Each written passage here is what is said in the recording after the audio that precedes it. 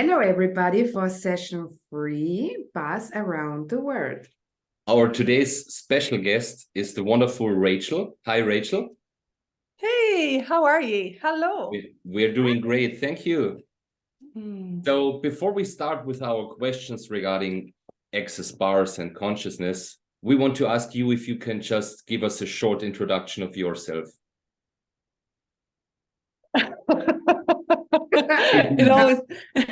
It always makes me laugh, when people say give a short introduction of yourself and let me see what I can deliver. So basically I'm Irish, born in Ireland, and grew up not in a typical Irish land setting, but grew up in inner city, much like the cities in Austria, like rough inner city, lots of unemployment, lots of addiction. And so basically I am super psychic, and I bought all the thoughts, feelings, and emotions around me. Yeah. And basically I ended up 11 years ago in a place of my body was really sick. I wasn't doing well. There was no meaning to life. And I had been interested in a different way of being on the planet for a long time. I was different even as a kid, very connected to the spirit world and I'm talking about the spirit of the earth and the earth as a being and the beings of the earth. We call them the earth spirits, nature spirits. And so I found access consciousness. My sister called me up, but I was asking for it. I said, okay, universe, there's something not happy in my body. Like there's this beauty out here. Oops. There's this, my son, there's this beauty in the world that I see, in the earth that I see. I wasn't waking up with that inside me. I was waking up with unconsciousness, we call it now. What I have to do, I've got 3 children, I was in a prison with money. I have to do this for money. I was in jail for money. We've talked about this, George. And so it wasn't a conscious living. I wasn't waking up being, oh my goodness me, look at this beautiful day. What can I create today? What adventures are available to me? I am the author of my life. Even if I had a tattoo on my leg, there is no blackboard in the sky predetermining my life. I am the author. But I wasn't writing the script. I would say I was living according to someone else's script of get married, get a job, fight to get money. They call it work, but go in and give this much time to get this amount of money. And if that works for you, that's not a problem, but it wasn't working for me. Fall into bed every night, like I can say that now because I'm in my home place and my 3 kids are 24, 25, 30 now. I would fall into bed every night because I had suffered from massive perfectionism, trying to get everything right. It was exhausting. And I would fall into bed and then I would get up the next day again, jumping out of bed, stressed, getting kids to school. Like this rat race. There's a movie called The Rat Race. It was living in a hamster wheel, Yeah. And then I found the bars and access consciousness, and 11 years later, my whole life is different. I woke up this morning, my son and his girlfriend moved into my little cottage, and I woke up this morning, good morning, I wonder what can show up for us today, So just I'm different in the way the characteristics in the way I wake up in the morning for me, and it took a while to change, is the biggest difference. Cool. That's great. Cool. Cool. Cool. Awesome. Awesome. Great. I'm a little bit confused now. Okay. Maybe he answered the first question. Okay, I ask no.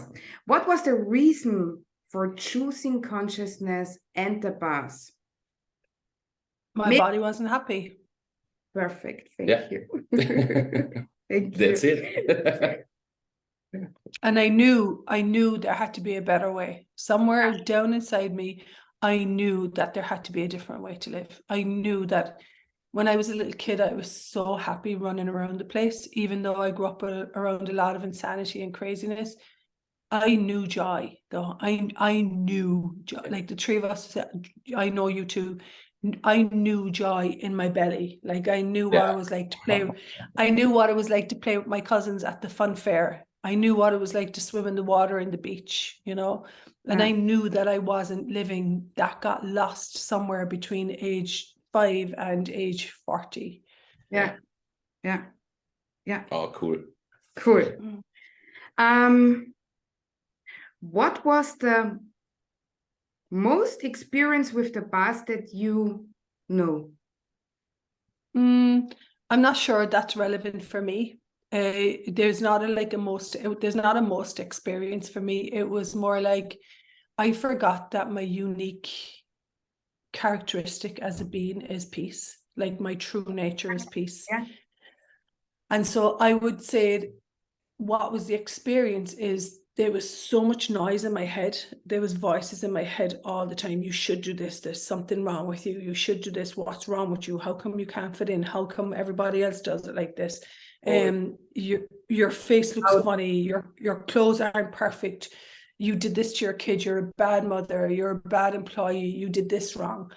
And so that's what we call judgment and access. And so the experience for me is every time I would get on the table, and it's so, let's be honest, it's so wacky and weird from this entrained mind for someone to put their hands on points on your head, and this level of peace, like when you walk into an ocean or when you walk into nature, this level of peace trickles through your whole body and system. And it's like the havoc or the drama or the voices, they dissipate in a way that I don't even know how it works, and I don't care, to be honest. I'm just happy that I don't have to live with that havoc and that noise that for me was so painful. Yeah, cool. So I say the biggest experience was to experience me as a being and the true sense of peace that is unique to us all as an infinite being. Wow. Great. Cool. It is, because we all know, right? We all, I'm sure you come out of your job and you're like, I should have done this, and he said that, and she said this, and you play the conversations over and over again. When in my head is loud, I need my bars. You know, it's loud. It's so, it's like 1,000 people are screaming in my head. Yeah. Yes. And then you get your bars run, or you sit down with your husband. And for me, this is where I love it from children, or from Angelina. I love it when she let run my bars. This is oh my God. it changes your day. It's a tool that actually changes the characteristic of your day. And so you lie and you get your bars run. And remember, anyone can be taught to do this. And then that voices, that chunk, that monkey mind, that it just goes, you know. And you can teach your kids. I've seen babies run bars, like babies on people's head run bar. Yeah. Cool. That's cool. Cool. Great. Cool. So the next one, you already talked a little bit about it, but looking back to your access starting point, what changed in your life? This is so funny, because people that know me will be like, really? I hated myself. Okay. And I wasn't even living my point of view. You know what I mean? I was living someone else's body hatred point of view. So what has changed the most? I actually value me today. I'm a rocking person. I like the person looking back in the mirror. And every single relationship that I'm in has changed, because I'm dominant in my point of view. You respect me or you don't get into my life. You don't, like, I don't give a shit. Like, it's like, bye-bye. You don't treat me with respect in your words or your actions. You don't get to be around me. And for me, that's miracle changing for someone who is subjected to so much diminishment and abuse as a kid. And so I actually know how to take care of me today. Oh, great. That's great. It's beautiful. Yeah. Wow. Thank you. And coming to the last one, is there any additional information for our viewers what do you want to say or to talk about for consciousness or access bars, which is not said yet? There are a lot of new people. Yeah, okay. Yeah. So basically just some of my history is I was told I was bipolar and that I would never be right. And that was the day that I walked out. I went to a hospital I had PTSD seizures, and I was told that I would never be right and I was damaged, so to speak. Yeah. And that I told the doctor to leave my house. I wasn't interested in that point of view. So I was always strong. And while I was extremely, I would say, broken and hurt due to people's points of views and what they had projected on me, I would say for anyone watching that has been diminished and they don't know that they have a different way of functioning, there are different ways to deal with things. And also I'm an expert in addiction. I believe me, I was in Overeaters Anonymous. I was in Alcoholics Anonymous. I was family and friends of alcoholics. So if you're out there, if you're out there and you're struggling with addiction, for me, I'm not saying it's for everyone. I am not saying that at all. I can only say what works for me. I am as free as a being today. I don't drink alcohol to stupidity, you know. I am extremely aware of what I put into my body from asking questions. And I would like to say to anyone out there, no matter what you're going through, there is a peace available. I thought I had to die to get peace, you know, but actually now I have peace in a body. And so no matter what you're going through, there is a way to change this. Problems only occur in unconsciousness. Consciousness looks after things in a way that I can't even put into words. Yeah. Whoa. Thank you. Thank you so Rachel. much to share this with us. Thank you. Yeah. And the big message from the three of us, you can have ease in your life. You actually, you probably, there may be a period whereby you have to get rid of what isn't, where you've created like havoc and problems, you know, might be a cleanup period.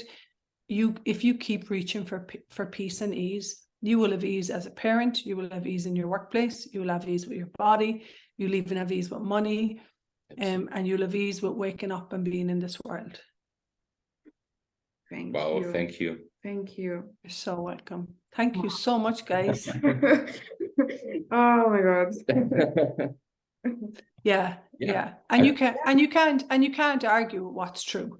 Yeah. I'm a living miracle of what's true. You know what I mean? And that's due to body work and consciousness. Yeah, and that's what I think you have choice, Yeah. you know, and this is so important for me, and I think for everyone. This, I have choice, and yeah. Yeah. And that's your message. Yeah. And you have a choice, even though you might think you have no choice. When Tina Turner left Ike Turner, when she crawled out the last time he beat her, she said, I knew I had a choice. You have choice. Yeah. Beautiful. Thanks so much. I'm so grateful. Rachel, so much for your time. Thank you so much for your time, for your honest words, for your vulnerability. Thank you. And Thank you so hopefully see you soon. Mwah. Bye, everyone. Bye. Bye. Bye.